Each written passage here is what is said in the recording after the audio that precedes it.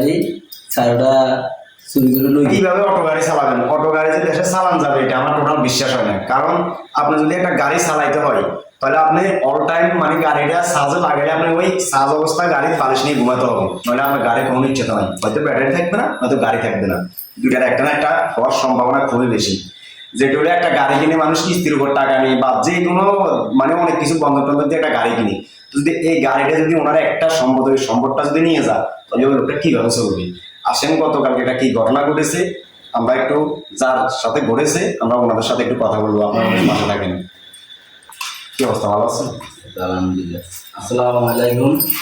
আচ্ছা, আমরা জানতে এসেছি যে গতকালকে শুনছি এই গাড়ি নাকি ব্যাটারি সরে নিয়ে গেছে, তো কিভাবে নিছে, কোন জায়গা থেকে নিছে একটু এটা বলো। কালকে রাত্রে প্রায় একটা দিকে গাড়িটার মাল লোড করছি, লোড করার পরে বন্ধন বন্ধ করে বাড়িতে গেছি, গাড়ি চার্জে লাগাইছি। তো এই প্রায় 3টে পর্যন্ত আমি হলে গেছিলাম। 3টার পরেতে আপনার গাড়ির ব্যাটারি চারটা চুরি করে লই গেছে। তো এই সকালে তো আপনার পর আব্বু উঠছে, উঠার পরে এতে দেখছে দেখেছে মানে গাড়ির ব্যাটারি নেই। যে ব্যাটারি চারটা নাই। পরে 3টে পর্যন্ত মানে যাদের সময় 3টার পর থেকে এই অবস্থা হয়েছে, গাড়ি ব্যাটারি ডাইরেক্ট চারটা হলে চলে গেছে। এই আর কি। এই গাড়িটা কি তখন মাল লোড ছিল? হ্যাঁ, মাল লোড ছিল। তো মালগুলা তখন কি করছে? মালগুলা আর বিক্রি করতে পারি না, মার্কেট যাইতে পারি না, ব্যাটারি নাই, এই কারণে মার্কেট আর যাইতে পারি না। তো আর এই মালগুলা পরে জায়গায় নামাইতেছি আর কি গাড়ির থেকে।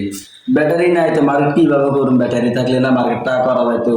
তো এখান দিয়েও লস হইলো। আপনার এই পরে 7,800 10,000 টাকা মাল চলে যেতাম, এইটা ইনকাম বন্ধ হয়ে গেছে। আচ্ছা, তার মানে একদিন ইনকাম নাই, কিভাবে আপনারা গাড়ি চালাবেন? কিভাবে গাড়ি নিচ্ছতা কি? আপনার যে একটা গাড়ি চালাবেন কি নিচ্ছতা? আপনি মানে গাড়ি চালাইতে হলে মানে ওই গাড়ির বালিশ নিয়ে ঘুমাতে হবে, এছাড়া আমি আর কোনো বুঝ দেখি না। হয়তো আপনার গাড়ি থাকবে না, মাঝে আপনার গাড়ির ব্যাটারি থাকবে না। আচ্ছা ভাই, এই আপনি কি এই সম্পর্কে কিছু জানেন? কি জানেন? আমি জানি যে কালকে গত রাত্রে আমাদের কোম্পানি মাল রিসিভ করেছিল প্রায় 8 থেকে 10 হাজার টাকা। মাল নেওয়ার পরে কোম্পানি বাড়িতে গেছে, কোম্পানির পাশাপাশি কোম্পানির ছেলে বাড়িতে গেছিল। একটা দিকে মাল রিসিভ করে প্রায় 3টা পর্যন্ত জায়গা আছে বলে সম্ভব। 3টার পর থেকে তারপরে সকাল বাড়িতে গেছে, ব্যাটারি নেই। সব মানে বিষয়টা হয়েছে কিরকম, এই গাড়িটা মাল বিক্রি করে অর্থাৎ লোকাল মানে কাঁচামাল বিক্রি করে, যদি একদিন না বিক্রি করতে পারে ওই মালগুলোর মেয়াদ এক্সপায়ার ডেট কমে যায়। তা আসলে আমি দীর্ঘদিন মানুষের জিনিস নিয়ে কথা বলছি, তা আজকে যে লাস্ট আমরা যে বেকারি ব্যবসা করি ওই ব্যবসার উপরে এফেক্ট চলে এসেছে, অর্থাৎ ব্যাটারিগুলো নিয়ে গেছে ওই মালগুলো আর বিক্রি করতে পারে না।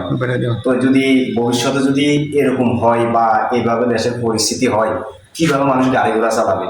যেমন এই গাড়িটার ব্যাটারিগুলো নিয়ে গেছে, গাড়িটাও বলে আজ পর্যন্ত ব্যাটারি সংগ্রহ হয় নাই, এই গাড়িটাও চলতে পারে না, গাড়িটা এখন ঘরের ভিতরে ঢুকেছে, অর্থাৎ ওনার মার্কেট টার্কেটও সব নষ্ট হয়ে গেছে। কারণ এটার একটা মার্কেট আছে, মাল বিক্রি করে প্রতিদিন।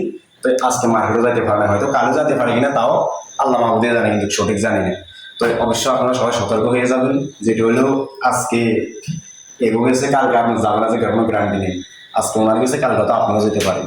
তো অবশ্যই আপনারা একটু সতর্ক থাকবেন, এবং দেশের চোখ চাপটা বাড়িয়ে গেছে, আপনাকে ঘুমিয়ে রাখলে এখন সব নিয়ে যাবে। অবশ্যই আপনারা ফলো রাখতে হবে, খেয়াল রাখতে হবে এবং সাবধানে থাকবেন। আমি আবারও বলছি, আপনারা সাবধানে থাকবেন।